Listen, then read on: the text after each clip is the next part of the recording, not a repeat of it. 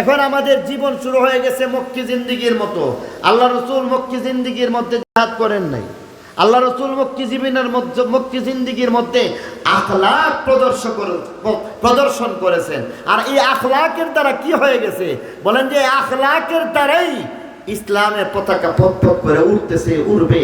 এবং আখলাকের দ্বারা যা হয় তরবারির দ্বারাও এটা খুব, তরবারির দ্বারা যা হয় তার চাইতে আখলাকের দ্বারা এটা খুব সহজে হয়ে যায়। সব জায়গায় তরবারি লাগে না। ছাত্র দেখবেন, অনেক ছাত্র এমন আছে যেই ছাত্র এমন হয়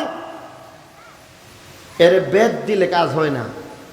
এমন ছাত্রকে উস্তাদ আদর করে লেখাপড়া হাসিল করে ফেলাইছে।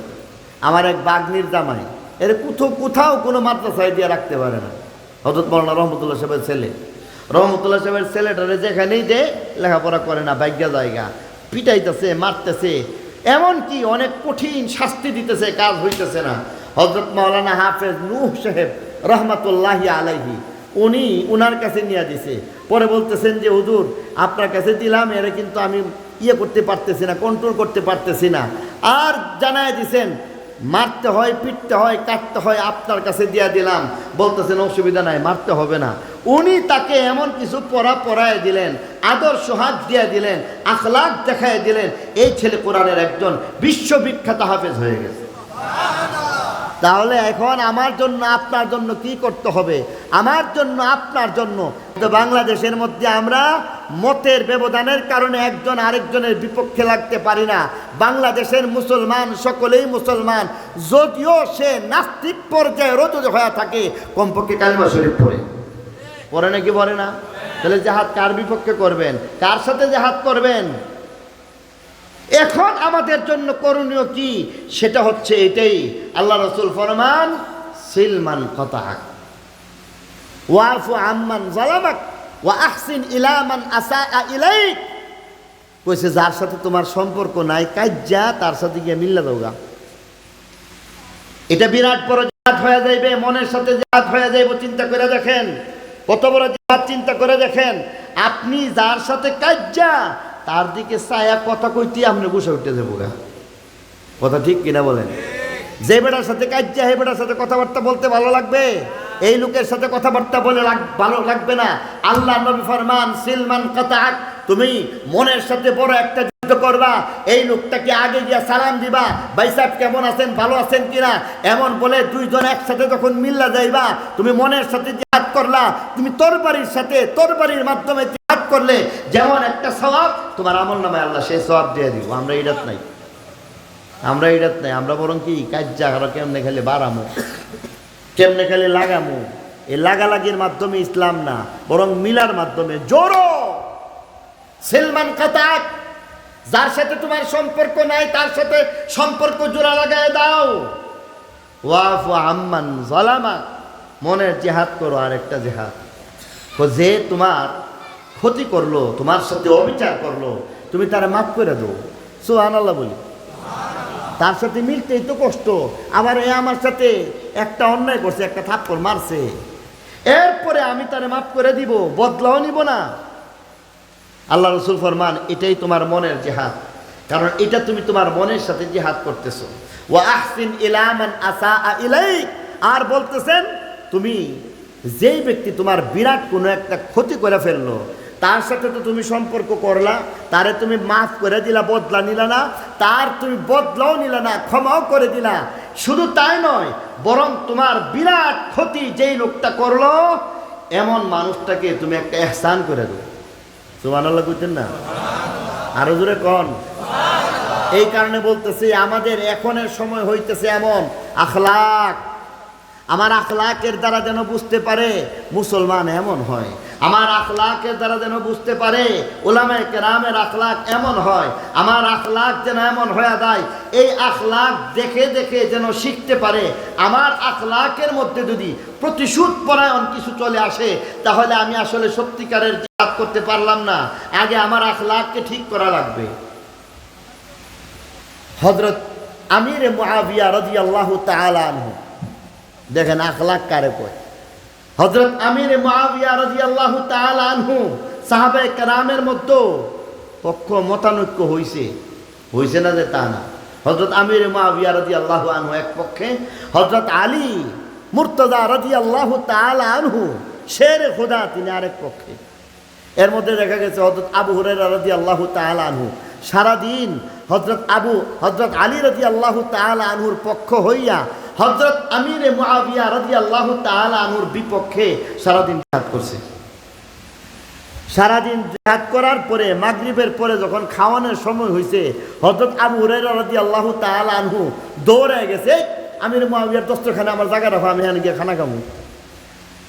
সারাদিন কাজটা করছে যে বেটার লগে, এ বেটারে কি কইতাছে, কই দস্তরখানে জায়গা রাখো, আমি খানা খাইতে আসতেছি। আবু হুরায়রা রাদিয়াল্লাহু আনহু বলতেছেন, আমার জন্য জায়গা রাখো, আমি সেখানের মধ্যে খানা খাবো।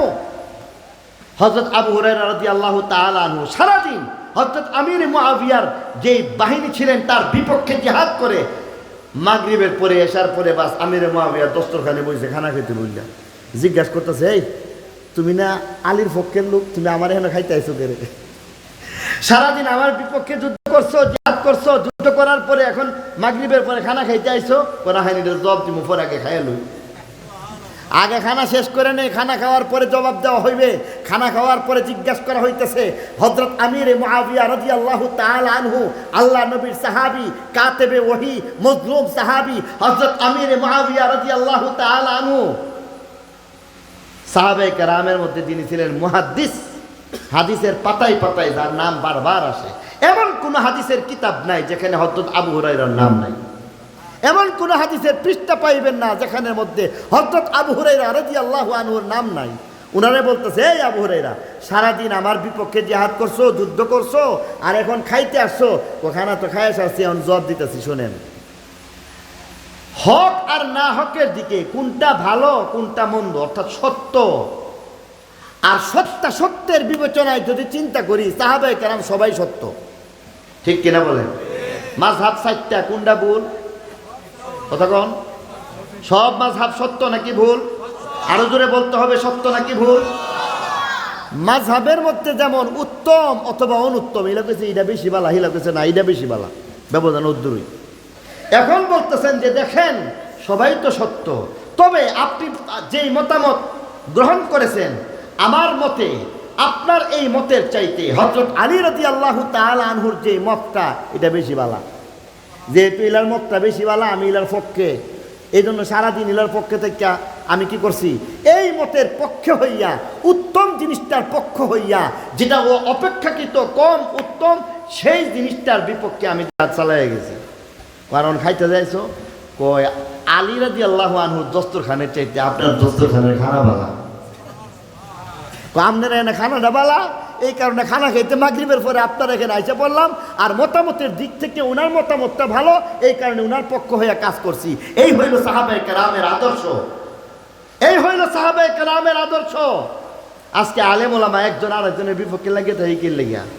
বেয়াদবি মাফ করবেন, আমার গ্রামের উলামায়ে কেরামদেরকে আমি বলতে চাই, যারা আমার ছোট মুরব্বীদেরকে নয়, যারা আমার ছাত্র তুল্য তাদেরকে বলতে চাই, আপনাদের মধ্যে এমন অবস্থা কেন হইবে যে আপনারা কিচ্ছু হইলে একজন আরেকজনের বিপক্ষে যান গা? আপনারা কিচ্ছু হইলে একজন মনে করেন আমারটা সত্য আরেকটা ভুল। আপনিও সত্যের মধ্যে আছেন, আপনি একটা মাদ্রাসা চালাইতেছেন, আপনার ভাই সত্যের মধ্যে থাকবে, সেও একটা মাদ্রাসা চালাইতেছে। আপনিও মসজিদের একজন ইমাম, আপনিও সত্যের মধ্যে আছেন, তিনিও একজন মসজিদের ইমাম, তিনিও সত্যের মধ্যে আছে। বেশির চেয়ে বেশি, ইলা বেশি বালা ইলা কম বালা, এর বেশি কিছু আছে? অতএব এই বেশি বালা আর কম বালা, বেশি বালার দরকার নাই, মোটামুটি মিল্লা থাকবেন। বেশি বালা আর কম বালার প্রয়োজন নাই, মিল্লা থাকার মধ্যে হইতেছে সম্পর্ক। মিল্লা থাকা এই চর এলাকার বড় একটা জিহাদ। আজকে উলামায়ে কেরামের জিহাদ, নেককার মানুষের জিহাদ হইতেছে। মিলো, জুড়ে দাও, আগে আগে সালাম দিয়ে দাও, দুশ্মনকে বুকে টাইনা নিয়ে যাও, এটা হইতেছে বড় জিহাদ। আজকে এইসব বাদ দিয়া আমরা কোথায় কোন দিকে যাইতেছি, এটাই হইতেছে বড় একটা সমস্যা। এই সমস্যা থেকে বের করার জন্যই, বের হয়ে আসার জন্যই আল্লাহ রসুল ফরমান যে মিল্লা যাওগা, জোরো জোরো তোরো না, ফাফিরু ইলাল্লাহ, ফাফিরু ইলাল্লাহ, তওবা করো, আল্লাহর দিকে যাও, মসজিদের দিকে যাও, ক্ষমার দিকে যাও, মানুষ মানুষকে আপন বানায়া নাও, দুশ্মনী বাদ দিয়া দাও, দোস্তি বাড়ায়া দাও, একজন আরেকজনের আপন হয়ে যাও। তোমার মতো এত বড় জিহাদ করনেওয়ালা কেউ হয় না। এই একটা কাজ করতে পারবো তো ইনশাআল্লাহ? কে কে রাজি আছে মাফ করে দিবার জন্য? বলে সবাই সবাইরে মাফ করে দিব। পারবেন? সবাই সবাইরে মাফ করে দিব। আপনার সাথে যে জুলুম করছে তারও মাফ করে দিবেন। পারবেন? আল্লাহ আমাদের এই হাতগুলিকে কবুল মঞ্জুর করুক। সবাই বলে আমিন।